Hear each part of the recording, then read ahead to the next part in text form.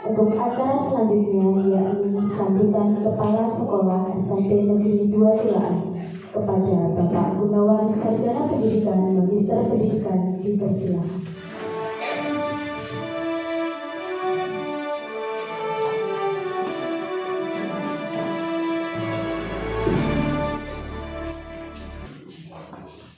Assalamualaikum warahmatullahi wabarakatuh. Yang kita hormati bersama Ketua Komite SMP Negeri 2 Tulaan, Bapak Bibir. Yang kami hormati segenap Ibu Bapak Wali Murid SMP Negeri 2 Tulaan. Yang kami hormati Ibu Bapak guru-guru kami di SMP Negeri 2 Tulaan, serta staf tata usaha dan anak-anak yang saat ini bertugas yang kami banggakan. Alhamdulillah pada pagi hari ini saya bersyukur sekali bisa bertemu dengan ibu bapak semuanya. Kalau tadi Pak Samsu menyampaikan bisa jadi sebagian dari kita ini adalah murid dari beliau. Betul, saya aja muridnya Pak Samsu sebenarnya, karena saya muridnya Bu Samsu. Jadi kalau dari segi usia saya murid. Dan sampai saat ini kepada guru-guru kami di sini ya masih saya sebut guru-guru kami. Ya, saya tidak menyebut bapak ibu guru SMP Negeri 2 Tulaan, tapi guru-guru kami SMP Negeri 2 Tulaan. Karena memang saya dari segi usia dan memang perjalanan pendidikannya adalah murid. Tapi itulah hebatnya guru, guru itu awet muda. Kalau murid cepat tua, kalau murid itu. Nah saat ini Pak Samsu ini juga masih muda. Bahkan teman dari beliau, Pak Lambang itu menyatakan dulu Pak Samsu itu kuliah ya jurus monopoli gitu. Dan sampai saat ini ya Pak Samsu masih begini. Jadi itulah luar biasanya keberkahan seorang guru itu awet muda. Guru-guru kami zaman SMP, SD itu juga keadaannya sama dengan keadaan saat ini. Ibu bapak, mohon maaf sekali, baru saat ini kami mengumpulkan jenengan untuk membicarakan terkait dengan program-program sekolah. Kenapa? Saya baru di sini, saya harus beradaptasi di sini, saya harus menyusun berbagai hal untuk agar ada yang saya sampaikan. Sehingga terkait dengan ini mohon maaf sekali kalau yang sekolah lain itu sudah bulan-bulan yang lalu pada saat ini SMP Negeri 2 Tulaan ya baru saat ini mengadakan rapat pleno komite. Ibu bapak, ada 3 hal yang ingin saya sampaikan. Yang pertama perkenalan tentang saya. Yang kedua adalah menjelaskan tentang program sekolah. Dan yang ketiga adalah rencana ke depan. Tapi tidak saya pisah-pisah masing-masing bagian, nanti saya campur saja ya, agar agak ada nikmatnya didengarkan gitu ya. Tapi mohon maaf kalau saya memperkenalkan diri bukan maksud apa-apa ya, biar kenal dan kemudian dari kenal itu terjadi kerjasama yang baik begitu. Ibu bapak, saya asli Wonositi. Jadi tahun 33 tahun yang lalu saya sekolahnya jadi Tulaan. Waktu itu satu-satunya sekolah ya di Kates Doyong itu, satu-satunya sekolah negeri 33 tahun yang lalu. Dan termasuk Bu Samsu ini adalah guru saya. Saya tidak kos, ngenger saya saat itu ya, ngenger di perbatasan antara Losari dengan Tulaan itu. Masih masuk Losari, tempat tinggal saya itu. Namanya Mbah Samirah. Yang sekarang insya Allah masih sugeng beliau, cuma rumahnya sudah tidak ada sebetulnya. Rumahnya sudah dibongkar, beliau sekarang bersama putranya Mas Mahmud yang di komplek atau di area dulu Mbah Marto Mursid gitu, barangkali yang sepuh-sepuh kenal beliau. Saya di sana 3 tahun ya. Jadi sejak 33 tahun yang lalu sampai 3 tahun kemudian setelah itu saya menetap di sana. Ngenger saya di sana. Tapi sekolah waktu itu ya cuma sekolah, kemudian segera pulang untuk ngarit karena ada saya diberi kepercayaan mau beli wedhus sak kandang, tapi sak kandang jumlah itu tidak ngitung saya. Tapi tiap hari saya ngarit.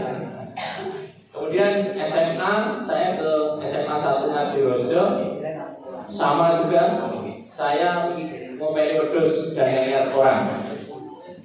Jadi kalau yang lainnya ekstra ke sekolah, saya ekstra ke hutan, ke ladang. Kembali ke sekolah juga, tapi gue kebo ketika di SMA 1 Ngadirojo. Kalau di sini gue kebo tapi yang ladangi wong-wong itu.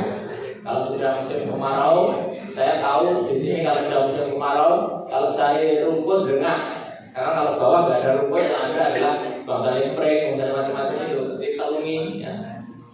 Itu dulu, tapi saya yakin tidak jauh beda dengan keadaan saat ini. Jadi kalau ngarit saya masih bisa, kalau ngarit itu. Sekarang saya tidak mau ngarit. Itu kemudian saya kuliah di Solo. 95 saya masuk kuliah di Solo. Kemudian saya juga tidak hebat-hebat banget. Saya kuliah itu 95 berusaha. Berapa tahun itu? 6 tahun saya kuliah. Jadi saya betul sebenarnya. Seharusnya 4 tahun lulus, saya 6 tahun. Tapi ya karena memang begini, jurusan saya kan fisika ya. Jurusan fisika itu baru semester 5 gitu aja. Cari kerjaan mudah saat itu. Jadi guru itu mudah.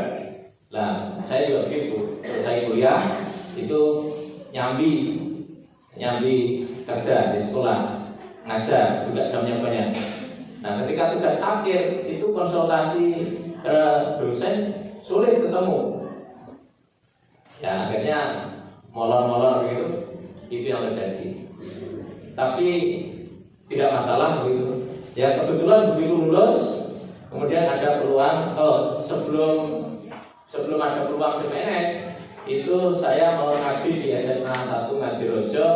Satu Cawu, karena dulu itu Cawu namanya. Satu Cawu di sana kemudian ada formasi penerima CPNS, saya tes dan masuk. Kemudian ditempatkan di SMP 4 Tulaan. Tapi tinggal saya, meskipun saya ditempatkan di SMP 4 Tulaan di Wonositi, tinggal saya tetap di Pacitan. Mengapa? Karena meskipun orang tua saya di Wonositi, saya sudah terbiasa dengan aktivitas dunia pendidikan. Di Pacitan saya juga mendirikan SDIT Aroma. Kemudian itu tahun 2004 ya, mendirikan SDIT Aroma. Kemudian 2011 mendirikan SMPIT Aroma Pacitan. Kemudian ya dari situ ya saya belajar dari banyak orang begitu. Akhirnya pada tahun 2000 ketika berdiri SMPIT itu saya diminta untuk jadi kepala SMPIT tahun 2011. Tapi tahun 2011 saya minta izin ke kepala sekolah saya, Putri beliau, kepala sekolahnya. Kepala sekolah saya tidak berani untuk mengizinkan itu. Kemudian beliau tanya ke kepala dinas, hingga akhirnya saya dipanggil khusus oleh kepala dinas 1 jam di ruang beliau. Intinya saya tidak boleh menjadi kepala sekolah SMP di Aroma saat itu. Saya ngeyel gitu. Karena apa? Karena sekolah yang lain swasta ada yang guru negeri. Tapi beliau jawabnya itu karena beliau tidak minta izin ke saya begitu. Beliau kepala dinasnya Pak Heru kan, sekarang sekda itu. Ya Pak Heru bohong. Terus ya harus ngengkel oleh orang itu. Berjeneng minta izin dan izin itu kan sudah.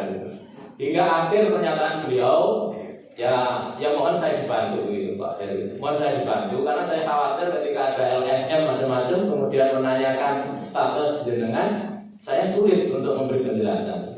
Nah ketika begitu kemudian saya ya sudah, karena saya juga hanya menjalankan perintah karena diminta untuk minta izin dan tidak diizinkan, saya akhirnya menyampaikan penjelasan bahwa saya tidak diperbolehkan.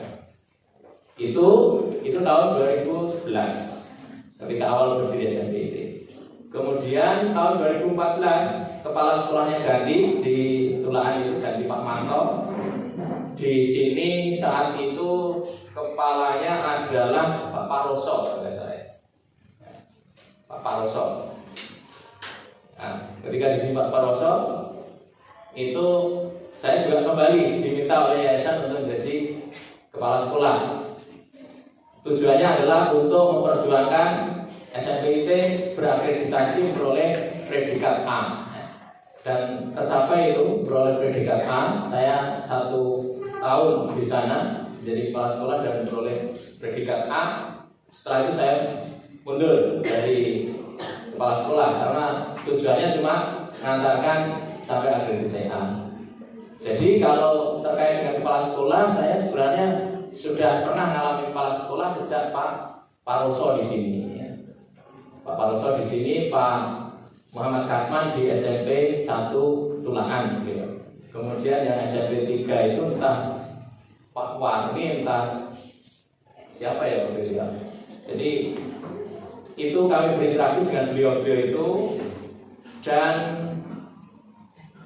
saya lolos kepala sekolah itu juga tahun 2015. Saya sudah memperoleh sertifikat sebagai kepala sekolah. Namun saya harus antri sampai 2021. Tahun 2021 saya ditempatkan di Bandar pada bulan Januari, di Bandar 4, SMP 4 Bandar 1 Atap. Itu Januari 2022. Jadi Januari 2022, masih tahun ini di Bandar. Kemudian saya, ya seluruh kepala sekolah sebenarnya, seluruh kepala sekolah untuk mengikuti tes seleksi sekolah penggerak pada bulan Februari tahun ini kemarin. Dan dari kepala sekolah yang ada, yang lolos sekolah penggerak ada 4 kepala sekolah. Dan 4 kepala sekolah itu saya salah satunya, tapi saya yang termuda dan berada di sekolah yang paling kecil. Akhirnya karena itu program pemerintah, maka saya harus dipindah ke sekolah yang besar. Jadi pada bulan Juni, akhir Juni tahun ini saya dipindah ke sini. Nah, terkait dengan itu Ibu Bapak, saya nyampaikan kula nuwun, mohon arahan, bimbingan. Menurut saya bukan orang lain. Saya sudah menjadi bagian dari orang Tulaan ini. Untuk itu, kalau ada hal-hal yang kurang pas, ya monggo untuk memberi saran, masukan ke kami. Karena sekolah ini bukan milik saya, tetapi sekolah ini sebenarnya adalah milik jenengan semuanya. Sehingga nanti kalau ada hal yang kurang pas dan macam-macam, tidak mengapa jenengan menyampaikan saran masukan untuk perbaikan ini. Jadi perkenalan kami tujuannya adalah agar jenengan menganggap saya, ya bagi yang jenengan muda-muda ya sebagai kakak jenengan, saya sing sepuh-sepuh dianggap kula iki putra jenengan. Kula nggih nikmat mawon di sini karena mayoritas adalah sudah di atas saya usianya, guru-guru kami di sini. Sehingga kalaupun saya salah itu pasti beliau juga tidak enggan untuk memberi saran masukan. Jadi ini perkenalan kami, mohon kita bisa berkolaborasi, saling bekerjasama untuk perbaikan sekolah ini. Itu sekedar perkenalan saya. Kemudian yang perlu saya sampaikan terkait dengan keadaan kita. Tahun ini saya waktu itu bersama dengan guru-guru kami di SMP Negeri 2 Tulaan ini merencanakan ya sesuatu yang beda gitu lah, sesuatu yang beda. Bahwa tahun ini kita mencoba fokusnya adalah pada pelayanan siswa. Jadi seluruh ekstra itu dilaksanakan. Sehingga 1 minggu di sini setiap sore itu selalu ada ekstra. Dan konsekuensinya seluruh sumber daya itu harus mensupport ke pelaksanaan ekstra. Kami anggap untuk sarpras di sini cukup ya untuk tahun ini. Saya anggap cukup, kemudian harus saya rem, harus kami rem untuk 1 tahun ini. Ya semoga dengan begitu tidak ada sesuatu yang memaksa untuk dilakukan pembangunan ya harapannya. Namun bukan berarti kami tidak mengusulkan pembangunan. Kami mengusulkan semua terpagari. Kami mengusulkan ke pemerintah semua terpagari. Nah, untuk itu kami tidak merencanakan itu dari komite ya, untuk pagar. Termasuk fasilitas lain yang tidak ada kaitan langsung untuk keperluan siswa juga saya rem. Karena prinsip saya urusan fasilitas pendidikan itu sebenarnya urusan pemerintah. Menurut saya gitu. Nah, yang harus dioptimalkan itu adalah peran masyarakat untuk kualitas pendidikannya. Sehingga terkait dengan ini mohon izin kami bahwa style atau model pengelolaan kami untuk SMP Negeri 2 Tulaan ini untuk tahun ini adalah pada peningkatan layanan ke siswa, bukan ke fisik. Untuk ini Pak Bibit kami mohon izin ini eksperimen 1 tahun. Kalau ini bagus ya kita lanjutkan Pak Bibit. Kalau tidak bagus ya kita evaluasi kembali. Yang jelas nanti dampaknya adalah apa yang kita hasilkan tidak begitu tampak. Beda kalau sarpras. Kalau sarpras bangun ini selesai terlihat fisiknya. Tapi kalau ini adalah pelayanan ke siswa sebagaimana yang disampaikan Pak Samsu, itu tidak bisa untuk segera dilihat. Tapi dampaknya nanti akan terlihat pada peran putra putri kita di masyarakat. Dan untuk ini ya nanti mohon dievaluasi Pak Bibit kalau terkait dengan orientasi ini nanti tidak pas dan sebagainya, nanti kita evaluasi bersama.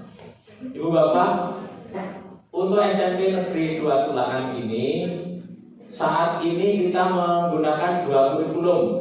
Yang kelas 8 dan 9 itu kurikulum 13x13, kurikulum lama. Sedangkan yang kelas 7 itu kurikulum baru, yaitu kurikulum Merdeka.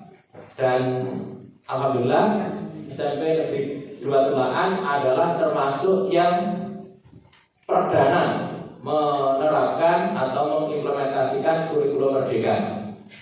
Di mana pada saat ketika kurikulum Merdeka ini itu proses pembelajarannya adalah bagaimana membangun keberanian dan keaktifan anak di dalam semua aktivitas di sekolah. Jadi inginnya begitu. Nah, terkait dengan ini saya ingin bercerita sedikit ya. Pengalaman saya di tahun 2015.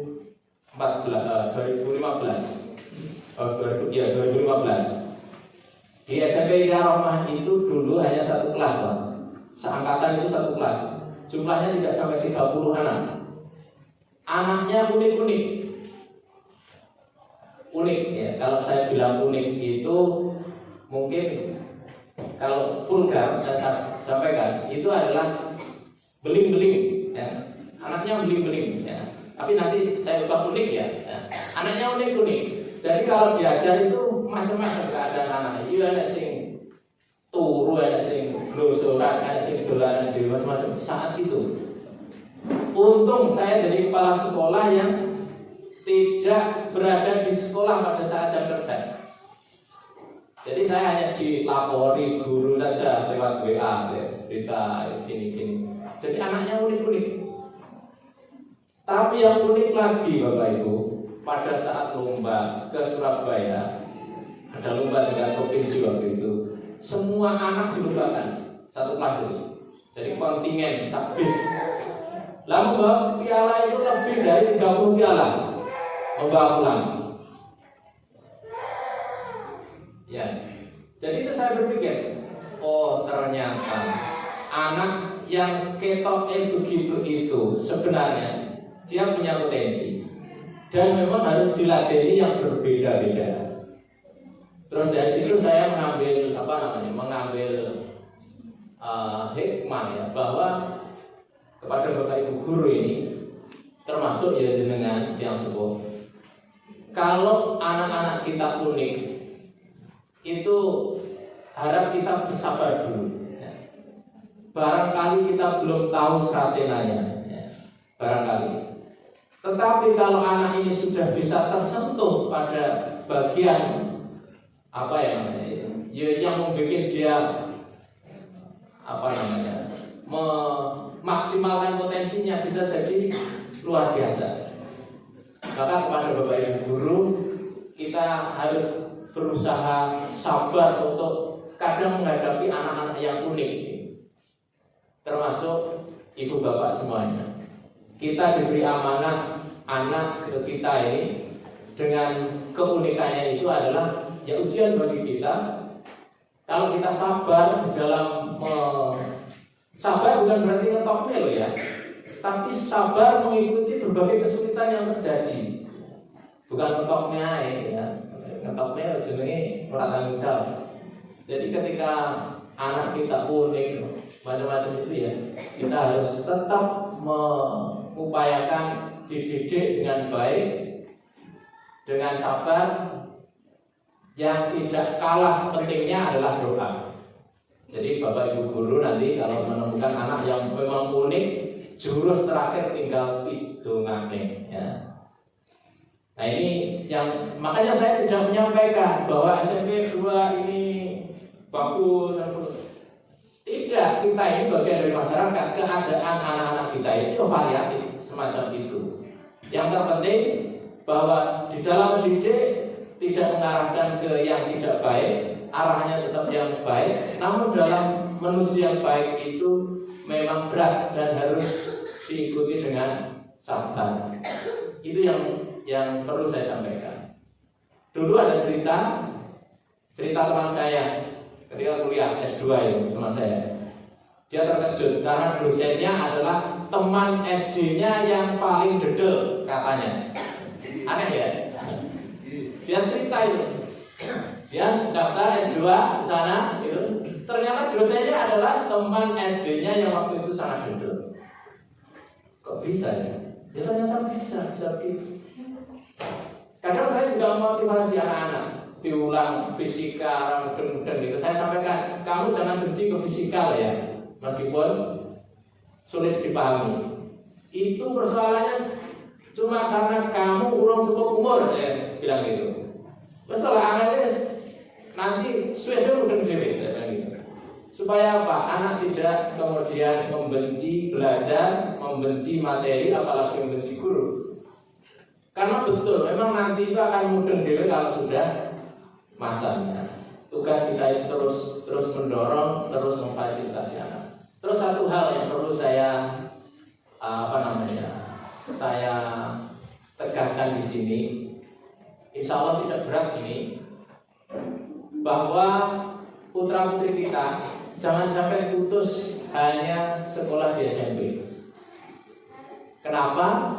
Terus pokoknya kita itu cuma mengikuti perkembangan yang ada aja. Tidak usah berpikir kok jadi apa, nggak usah dipikir itu. Pokoknya kalau bisa jangan cuma lulus SMP. Kenapa? Karena untuk menjadi panitia apa begitu saja saat ini itu syaratnya sudah SMA atau sederajat. Atau jadi panitia pemilihan umum begitu saja misalnya, itu syaratnya SMA. Apalagi kalau menjadi perangkat desa, menjadi itu. Untuk itu mohon dimotivasi putra putrinya agar isik tetap sergap sekolah. Pokoknya seneng lah sekolah gitu. Itu adalah hal yang pertama. Soal ketika diajar tidak paham macam-macam, itu urusan nanti ya, urusan nanti. Karena sebagaimana yang saya sampaikan tadi, bahwa orang yang kelihatan bodoh di awal belum tentu nanti bisa melejit pada usia-usia tertentu. Bahkan saya saja dulu ketika diajar guru saya dari kelas 2 SD, diajar guru saya nggak paham dong. Tapi ketika diajar oleh teman saya sebangku, yang seharusnya dia sudah kelas 5, tapi si kelas 2, diajari matematika oleh dia, kan paling gede lah berarti. Kudune munggah sampai kudune kelas 5, dia masih kelas 2. Justru teman saya yang itu ngajari saya matematika itu saya paham, tapi guru saya ngajari matematika saya tidak paham. Itulah ya. Jadi terhadap keunikan ini sekali lagi mohon kesabaran ibu bapak semuanya. Jangan sampai hati kita itu benci kepada anak-anak kita. Namun di sisi lain jangan karena cinta kita kepada anak kita itu kemudian membuat anak kita itu tidak tahan uji. Ini yang menurut saya garis bawahi. Ibu bapak, saat ini regulasi pemerintah itu terkait dengan bullying, ya, bullying, kemudian pelecehan, kemudian apalagi itu sudah diundang-undangkan yang harus diterapkan oleh sekolah. Dalam hal ini sekolah sepakat bahwa akan menciptakan lingkungan yang tidak ada bullying sehingga anak-anak nyaman interaksi dengan yang lainnya. Tapi perlu diketahui bahwa di sekolah ini adalah tempat interaksi banyak anak yang karakternya beda-beda. Bisa jadi teman yang lain memberi sikap tertentu yang menurut dia biasa, tapi menurut yang lain yang terlalu sensitif itu bullying.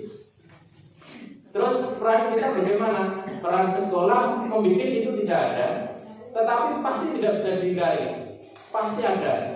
Lalu itu peran orang tua ketika ada anak wadul terhadap itu ya, mohon diselami. Jangan langsung langsung rumah saya warnanya bener. Kalau saya jadi orang tua diwaduli anak, itu yang saya ojo-ojo kue sekarang dalam hati saya ojo-ojo kue sekarang beres gitu. Itu yang harus pertama didudukan sehingga kita sama-sama menegakkan kekuatan anak. Karena kalau sampai pendidikan ini juga mentalnya juga mental lemah karena apa? Karena tidak terbiasa dengan persinggungan dan lain-lain juga mengkhawatirkan. Jadi anak kita harus mentalnya kuat. Supaya mental kuat ya kalau menghadapi persoalan eksternal macam-macam ya dilatih untuk menghadapi dengan semakin matang gitu. Nah ini perlu saya sampaikan. Karena apa? Karena peran sekolah, peran guru ini begini, perlu saya sampaikan. Guru itu sekarang tidak boleh molor tangan, ya, tidak boleh molor tangan.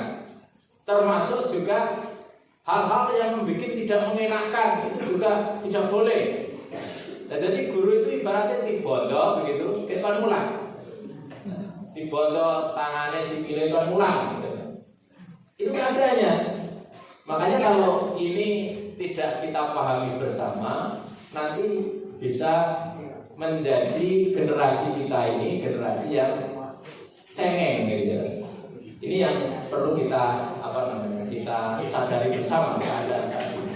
Sehingga untuk ini Bapak, pendidikan di SMP Negeri 2 Tulangan banyak lebih menginteraksikan antar siswa itu supaya lebih dewasa anak-anak itu, lebih cepat matang, lebih makanya kegiatan-kegiatan ekstra kami galakkan itu biar anak punya rasa tanggung jawab sebagaimana kader-kader yang ada di desa itu ya.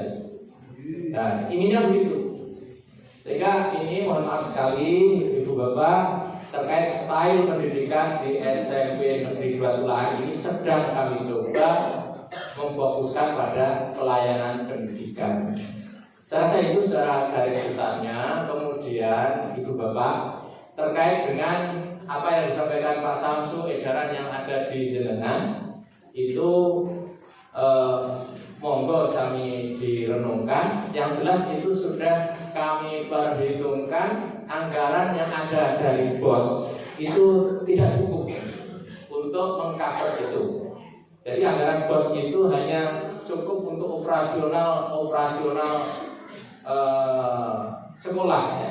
Sedangkan untuk HR, untuk kegiatan dan sebagainya sangat tidak cukup. Sebagai gambaran, kami tahun ini mengirim 1 anak untuk jambore nasional yang sudah terlaksana. Ternyata hanya untuk 1 anak itu tidak kurang 7,5 juta gitu. Untuk untuk pelaksanaannya. Jadi 5 juta itu store untuk kegiatan di sananya. Kemudian yang 2,5 juta itu kira-kira untuk wirawiri ngantar itu. Karena kami dari guru tentu tidak bisa ngantar ke sana. Kalau ngantar ke sana nanti pulangnya kecoh gitu. Itu menggunakan dia ketiga termasuk dalam membina dan macam-macam. Sehingga itu memang sesuatu yang tidak bisa dihindari, termasuk kalau kegiatan, lomba macam-macam itu kita memang harus nanti saya ikut, karena SMP 2 masuk ikut, gitu. Harus ikut. Dan memang matangnya anak itu ketika difasilitasi untuk berbagai event pembinaan maupun event lomba. Sehingga terkait dengan ini edaran yang ada macam ini. Kalau dari sekolah sudah mempertimbangkan kebutuhan paling minim yang diperlukan untuk operasional ya seperti itu. Kemudian juga menurut kami itu sudah dipertimbangkan berdasarkan kekuatan masyarakat di sini. Meskipun sebenarnya kalau dari pihak ibu bapak guru itu juga sudah berkontribusi maksimal berdasarkan kemampuan Bapak Ibu guru. Jadi Bapak Ibu guru itu sebenarnya mohon maaf ini ya rada buka wadi sedikit ya. Ada iuran sebenarnya. Ada iuran untuk apa? Ya untuk dawakne amal jariahnya sebenarnya. Ada urunan, tapi urunan itu kemarin dia terpaksa hanya membantu sedikit Pak Samsu ya untuk seragam. Untuk seragam kelas 7 itu kan sebagian besarnya digratiskan. Itu sebenarnya bukan anggaran sekolah itu. Maka saya tidak bisa ikut campur itu. Itu adalah infak dari ibu bapak guru yang dawakne amal jariahnya begitu. Ya mohon maaf, bisanya baru segitu. Kalau bisa itu gratis, gratis semuanya kalau bisa. Tapi ternyata kami tidak bisa. Guru kami itu jumlahnya hanya 20 gitu. 20 itu pun yang sebagian juga masih GTT yang juga masih perlu perhatian gitu. Sehingga keadaan ini Ibu Bapak semoga dengan niat kita berinfak, niatnya berinfak saja Ibu Bapak. Kalau niatnya berinfak itu yang menghitung Allah, yang akan beri balasan Allah. Apalagi kita memang punya tanggung jawab terhadap anak kita, itu sudah berlipat-lipat dalam posisi pasnya. Jadi pas, ya memang kudu ngono begitu. Jadi ini insya Allah ketika kita ikhlas itu akan Allah yang memberi penghitungan dan kita yakin bahwa Allah itu maha adil. Kalau maha adil berarti akan diberi balasan dengan adil. Begitu ya? Yur pangapunten cukup apa namanya? Cukup banyak saya jadi bakul jamu. Nah, mohon maaf kalau sedulannya tidak pas ya. Saya ulang kembali. Yang pertama Kulon Nuwun mohon kami diterima dan dibimbing di sini. Yang kedua terkait dengan program sekolah itu tahun ini fokusnya pada pelayanan ke anak. Namun juga kami mohon didoakan terkait dengan Sarpras, semoga ada banyak jalan yang bisa kami akses dari pemerintah sehingga meskipun tidak menggunakan dana incidental, semoga fasilitas dan sebagainya tetap terpenuhi di sini. Demikian dari kami, mohon maaf atas semua hal yang kurang berkenan dan selanjutnya nanti kami mohon kepada Pak Bibit untuk memimpin musyawarah terkait dengan apa yang saya sampaikan tadi. Demikian, wassalamualaikum warahmatullahi wabarakatuh.